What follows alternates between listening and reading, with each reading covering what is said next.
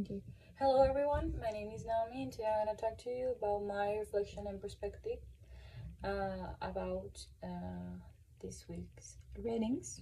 And to start it with the first question, what are the main points of the readings?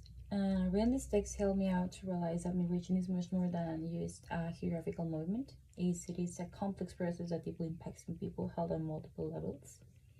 I have three examples for the three articles. And the first place is Fleshman, that this is how irregular immigration situation in Israel creates the barriers such as the lack of the clear legislation and fear of deportation, and inability to obtain work permits that's interact with common barriers and low common communities. Examples like hackers of language difficulties to severely limit access to healthcare.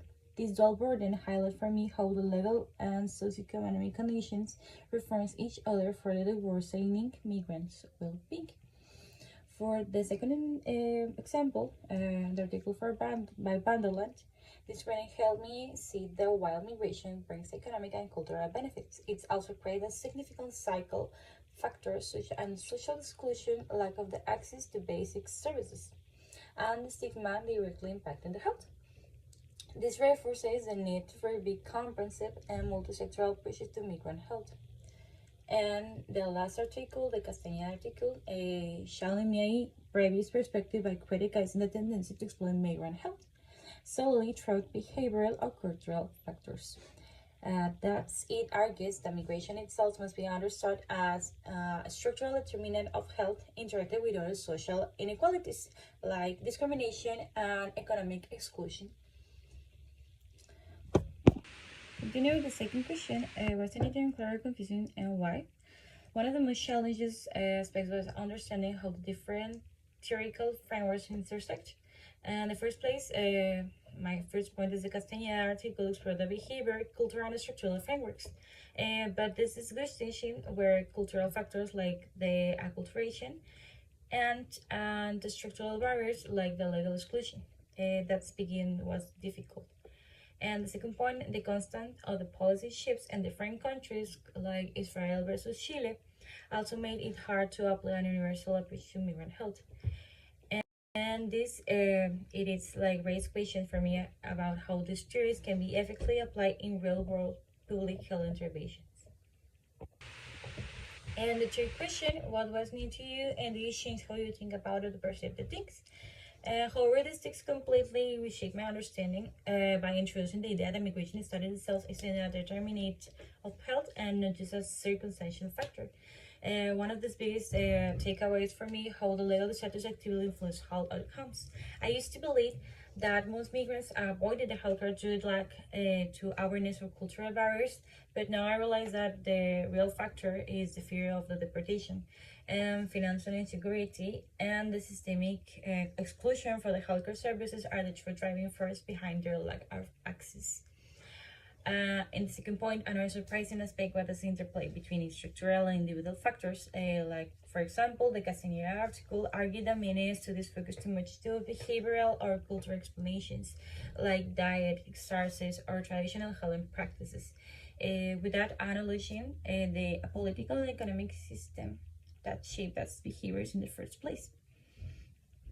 And the last one point, the articles by Vanderland's perspective further reinforced that despite highlight how the migration cycle, itself creates vulnerabilities in every stage, from pre-migration condition to integration in host countries. This makes me think differently about the public health interventions and not just why to provide the medical care, but as part of the broader effort to dismantle the systemic barriers and reinforce the health inequalities. Continue with the fourth question. What would you like to explore in freedom and why? And these readings led me with a strong desire to delve deeper into two key areas. The first one is the International Corporation of Migrant Health Policies. The first point is one of my main questions after reading this study is which countries have successfully integrated migrants into their healthcare systems and how. like I want to explore policy models from countries with inclusive systems like Canada and Sweden, and versus those countries with restrictive policies like Israel or even USA, and to see what lessons can be learned. Uh, um, Understanding how different legal frameworks impact health access could provide insight into which policies change are most effective in reducing the migrant health disparities. And the second point about this question is the structural intervention beyond healthcare access. The first part is this readings make me think about the wider system issues that shape health, like labor laws, social security, and anti-discrimination protections. The other point is the reading is looking at healthcare services, and I want to explore how code economy and legal and social reforms can improve migrant health outcomes.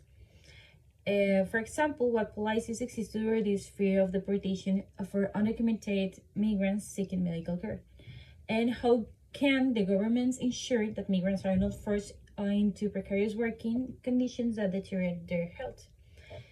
These areas, these 2 points, research feel essential because, as the articles are key, health disparities among migrants are not just about healthcare itself, but about how society structures inclusion and exclusion. Exploring the solution at this broader level could lead to more effective and lasting changes. Okay, the last question, give at least one specific example from your personal or professional life related to the main topic.